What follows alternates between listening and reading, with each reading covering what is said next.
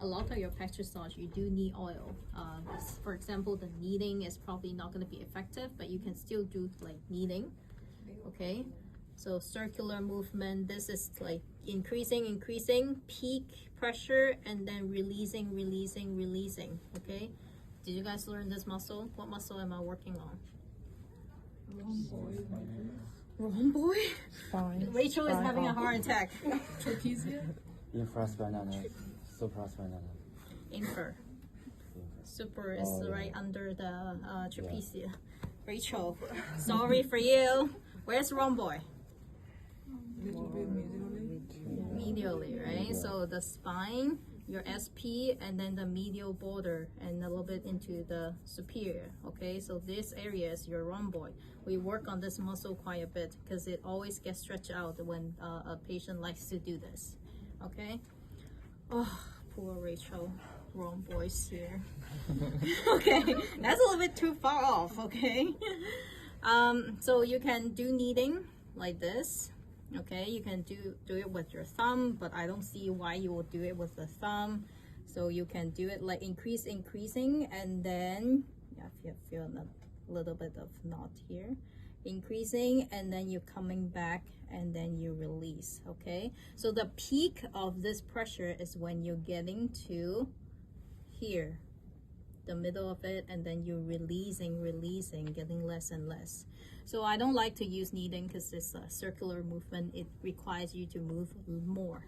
Okay, and compression we can do. So you can do compression with your knuckle. So you can do compression. Compression is pure compression, direct force. Okay, so you do a compression like this. Okay, so notice that I'm wrapping around my wrist, because when you're transferring the force from your body down here, it's going to cause compression on your wrist. If your wrist is like this, good luck with your career. You're gonna have a lot of wrist issue. Okay, so keep everything kind of neutral. And some people do it like this. Okay, my shoulder doesn't feel comfortable, so that's why the height of your table is important. Okay, so you compress this one, you don't move, you increase the pressure. Okay, and then also you can compress with your thumb. So you compress. Okay, find somewhere that's less painful, or probably more painful. I feel a lot of tension here. His rotator cuff is not good. Okay, so it's probably not comfortable either. It's good. So use this, and then you are going to press from here. See how I'm enforcing this instead of this. You see people do this and people do a lot of this. Good luck. Okay, not gonna last for long unless you have like a huge thumb. Okay, and then other compression that I like to do a lot of forearm and elbow. So these techniques you can all apply without uncovering the patient.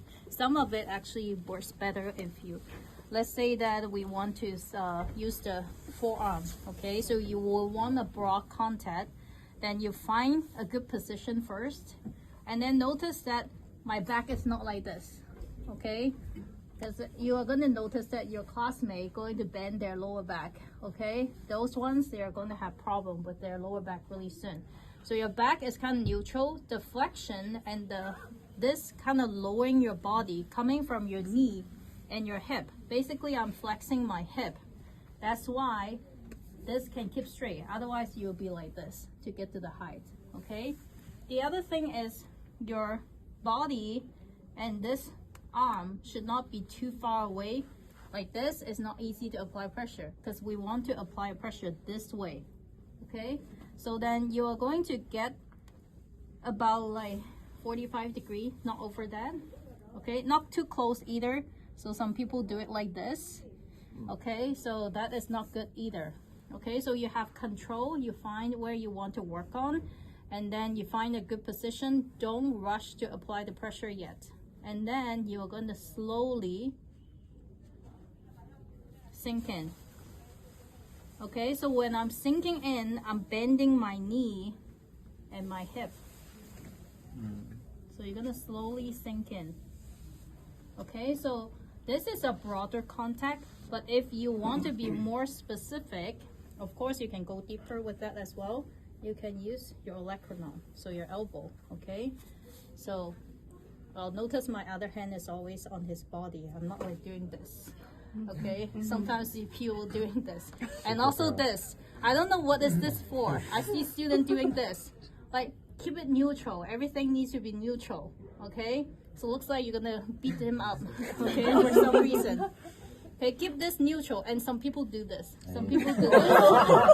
Okay, we don't want this. So like you see the folds here, then I know your wrist is extended. When you do it alpha raj, if I see a lot of this, I know that's not good. Okay, I see the fold here, see this tendon popping up, you're not good doing relaxing kind of job for yourself. Okay, so same, I don't want to see this. Okay, sometimes I see this, sometimes I see this. Different, I don't know why, but keep it kind of neutral. Keep this neutral, okay? And then if I want to use my elbow, first we're gonna locate where we want to go. Okay, so this is medial border of his scapular, so I don't want to hit the bone. Never do bone on bone, okay? If there's something very bony, you're gonna use your thumb pad or maybe the medial part of your forearm, okay? Never do bone on bone, okay? So that's why probably your massage is very painful that you received from other people. You said it was painful, right? So you find the spot because there are a lot of like trigger points along this, and then you feel this is my medial border, so I'm going to get off the medial border and then work on the muscle itself. So you're gonna sink in slowly. You okay? It doesn't sound okay. Relieve a little bit.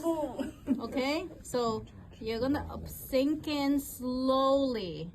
Notice it's my knee and my hip going down. I'm not doing this.